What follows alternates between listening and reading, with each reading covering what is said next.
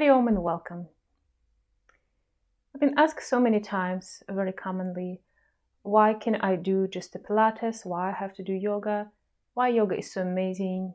Can I treat something with the yoga?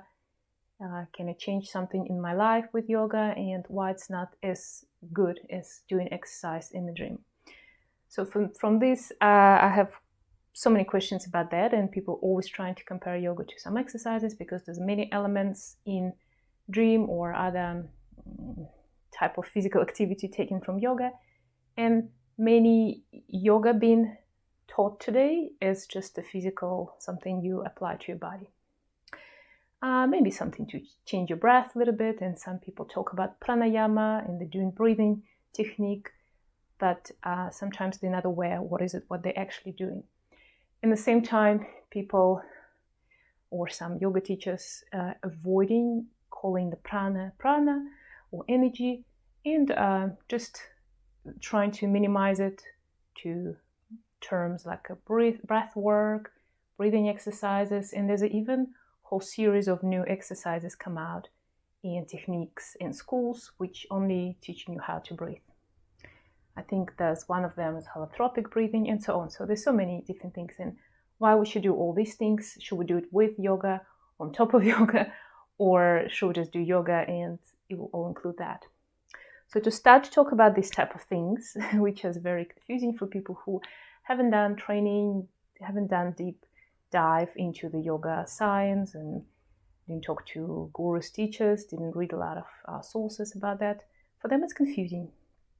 So I'm going to look into this book, Pranayama, today. So, I'm not taking it from my head. I'm not imagining things. And so this book is from the Bihar school, the school, the lineage I've been trained with. And they have a lot of different series of books. One of them is Pranayama. So here we just start with the very beginning, looking at what is the prana. And I will read something, so I'm not saying something from my head, and it's very well written, and then we'll talk about these little aspects. So what is the prana? So pranayama, it's the breathing exercise, that's what you know, and that's what I do teach. And pranayama, it's mean taking control of your prana, or some people translated it like eating the prana or absorbing the prana or mastering the prana. And the prana, that's the word that the root of the pranayama, and we will look at that. So what is pranayama? It's the very first chapter. What makes any motion possible? The blink of an eye, the budding on a flower, the splitting of atoms, or the fall of a meteor. Thousands of years ago, the yogis living in the shadow of the Himalayas fathomed the inherent quality of motion in creation, and they call it prana. So here it says that thousands of years ago, the yogis discovered something and they call it prana. One man roughly translates the word prana as energy or vital force. The word prana assumes the quality of livingness. From the yogic point of view, the entire cosmos is alive, throbbing with prana. So here they're trying to tell you that everything that's happening alive, and then we're going to touch about that aspects which not alive as well, it's possess some kind of form of energy. And these energies that be noticed, how we can do something in this world, blinking the eye or moving or tree fall down, all these things, you can describe them as a normal physics law, but everything behind of everything, we have the life force or prana. And this prana is everywhere and everything, and it's come in the universe by itself. And you can pinpoint it, for example, on the earth and separate people, or in the body in separate parts. So this prana is everywhere. Prana is ever present in every aspect of creation. So the prana is something that we don't create or will not be destroyed. Like you cannot use all your prana. You can suppress it, don't use it or overuse it, but you cannot destroy it. Yeah, that's what I'm trying to say. The prana within every created object gives existence in material form, whether it's a planet, an asteroid, a blade or grass or tree. If there were no prana, there would be no existence. If prana were withdrawn from the universe, there will be total disintegration. All beings, whether living or non-living, exist due to prana. Every manifestation, creation form part of the never-ending matrix of energy particles arranged in different densities, combinations, and variations. The universal principle of prana may be in a static or dynamic state, but is behind all existence on every plane of being from the highest to the lowest. So here I just described what I told you before, that everything exists because of the prana and arranged and behave in particular way. So we have atom of hydrogen and atom of carbon, and they have possess different properties, and it's just described by physical properties or the chemistry. But they also have this, the particular electrons tend to do something because they possess the prana, the energy. And some people really trying to equivalent it to geomagnetic force or biomagnetic force of the human body, because everything is charged. You know, if you will touch this particular bulb, it might shine, it's from your energy. Or if you rub your hair, it might have static forces. It's not just as simple as that. So it's one of the aspects of the physical materialistic representation of the prana. Prana is the simplest as well as the most profound concept propounded by the seer. The tangible strength that enables the movement of one's hand is prana, and the intangible force invoked through a complex fire ritual is also prana. The wind blows and the river flow because of prana. Aircraft, trains, and cars move because of prana. Laser beams and radio waves travel because of prana. Every object in creation is floating in the vast, all-encompassing sea of prana and receiving everything they need to exist from it. It is said in one of the sources, Katha, the whole world, whatever there is, vibrates, having originated from prana. The cosmic prana, also called Mahaprana. Maha, it's kind of like greater or the bigger in yoga. So the prana, Mahaprana, the cosmic prana, came into being at the time of creation. So whatever theory you're following of the creation of the world or our universe, that's when the Mahaprana come to the being. That's in order to fully understand prana, one must go back to the beginning of creation. So then we are considering the universal prana, play of prana and chitta. Chitta is the mind, individual prana, prana that you possess, receiving prana. And then pranic value of the food, where we get our prana from, of the air, how to work with prana. So it's all will be described in this book, in the experience of cosmic prana. In this book, it tells you through the yogic understanding, prana is this energy. We have different types of bodies. So our body is not just this physical, as you know. And if you studied at school physics, for example, you understand that everything have different types of energy, levels of energy you can talk about. As I told you, for example, our Earth, it has physical values. It also have geomagnetic properties. We also have heat-cold type of energy in it. Sound, you know, and the light energies and fields. So it's all will have different kind of properties, and they arise from different reasons. And same with other bodies. So our body, it's not just a physical barrier. The atoms collected together in the molecules, creating the tissues, the nails, the hair, the bones, wherever we are there. That's the beauty of the yoga.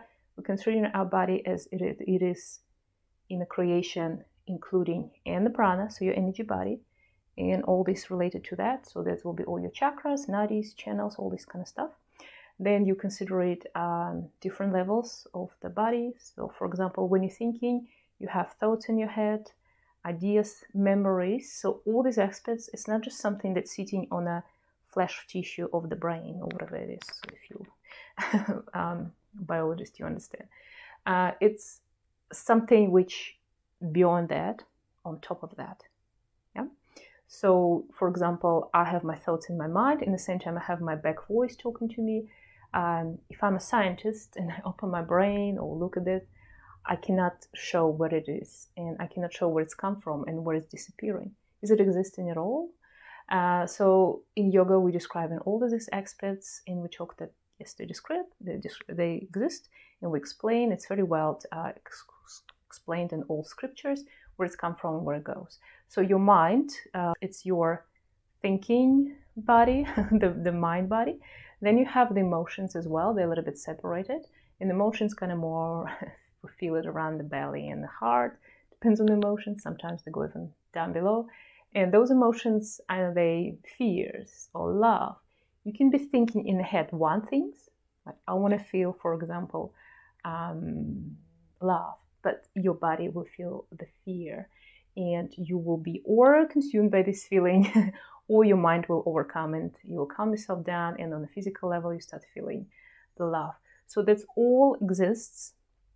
And we differentiate all these different bodies, the koshas as well on top of it. So the prana body or the energy body, which you directly work with in your yoga class, will be the kind of second body. So the first body will be our food body, the simplest, the more growth. So that's just the molecules of what I eat, and I created my body through my exercise or activities, and in a simple way. And the next level will be my energy body.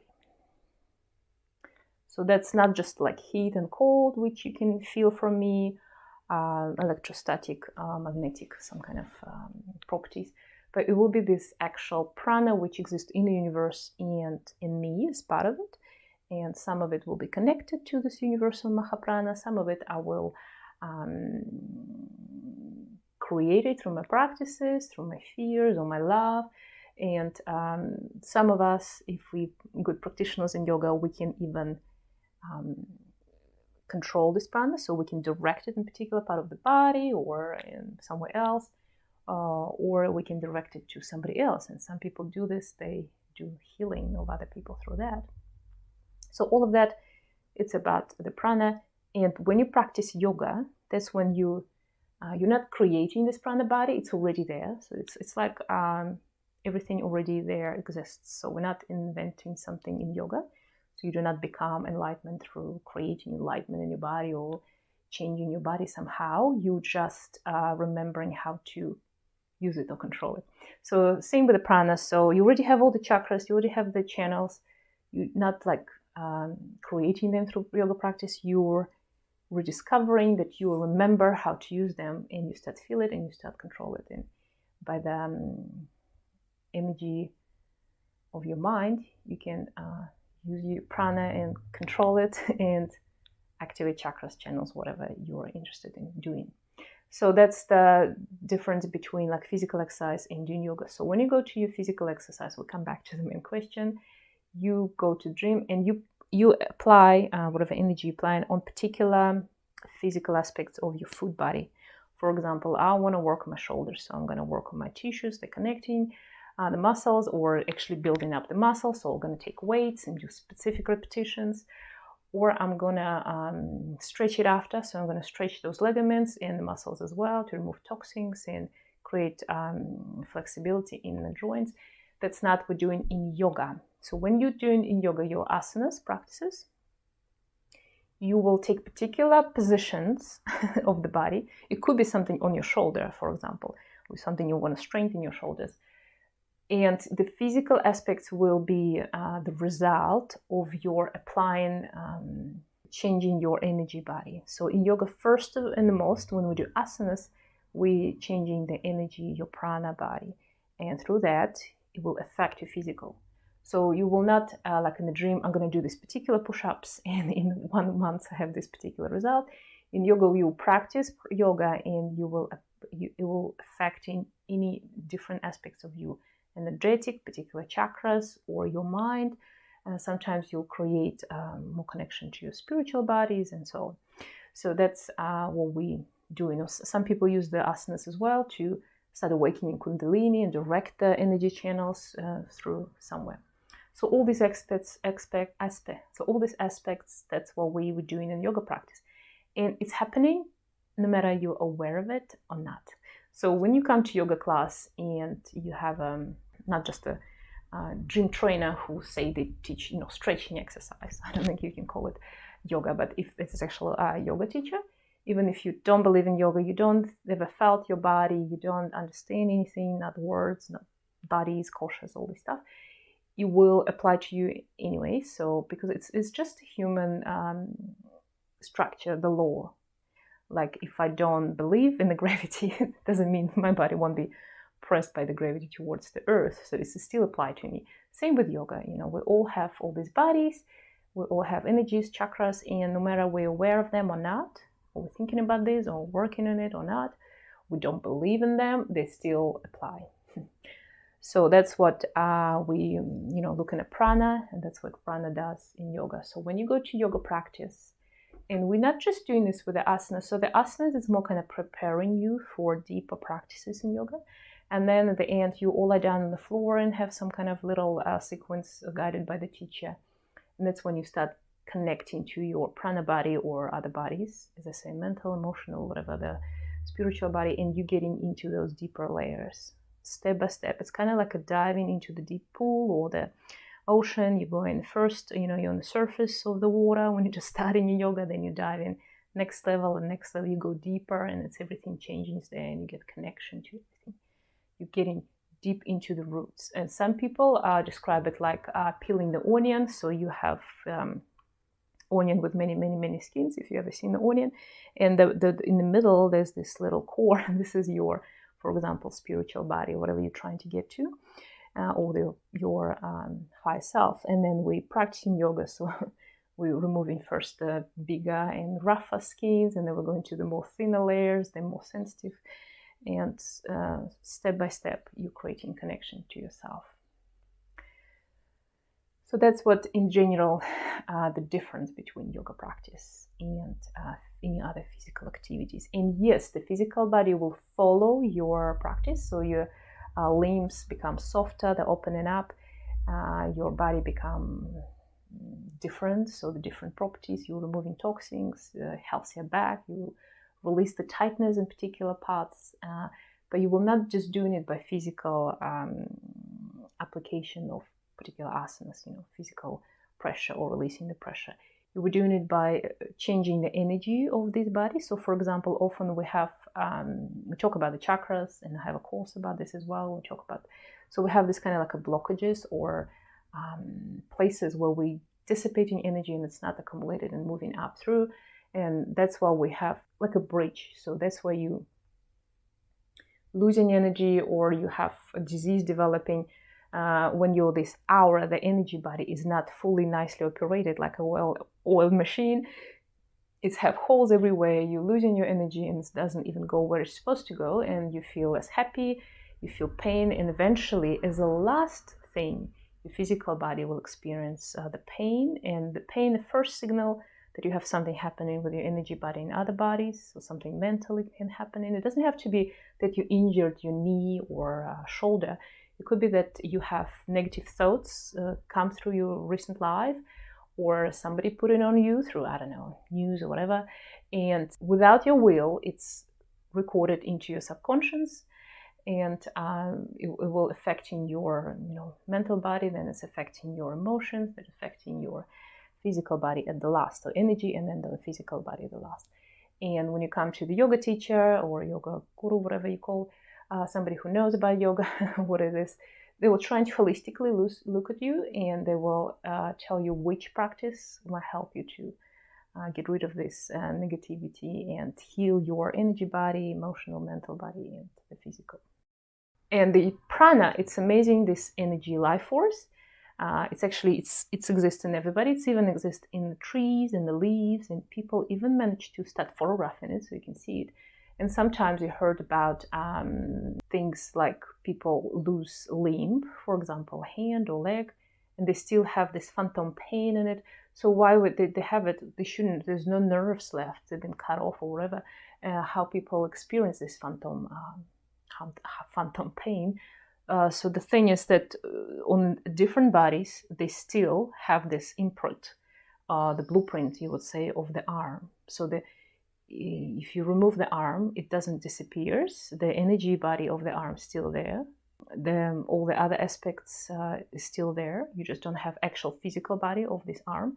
And for the rest of your life, you will experience that the presence of this energetic kind of imprint of this arm. So that's how people experience phantom pains. And a scientist, of course, today, or doctors will explain you, it's in your mind, in your brain. And yes, it is that eventually everything actually it's on our mind. This is our operator. That's where we're receiving information. But why we experience, there won't be actual explanation. There will be explanations like, oh, supposedly you feel it in your mind. Yes, we feel everything in the mind. Even our vision, smell, it doesn't happen outside, touch. It doesn't happen where I actually touch the wall, because the signals coming through my nerves, and they register it in the mind and transform this information into these signals. That's where actually I experience the touch. But it doesn't mean that my hand doesn't exist and it doesn't touch in the wall, you know what I mean? So the same with this phantom feeling. So this kind of like one of the proofs. And same with the trees. People doing experiments like photographing this energy prana body of the tree, for example, the leaf. And when you cut off the piece of the leaf on aura or the energy body of this leaf, it will still be that part of the leaf. It doesn't mean this energy will be good or not having holes and disappearing or something like that, but it will be there. So same with us. So when you go to step up into the yoga class, you're not just going there to work on your physical body. It will be like a product and result of your practice. It won't be the main goal and main achievement through your yoga practice.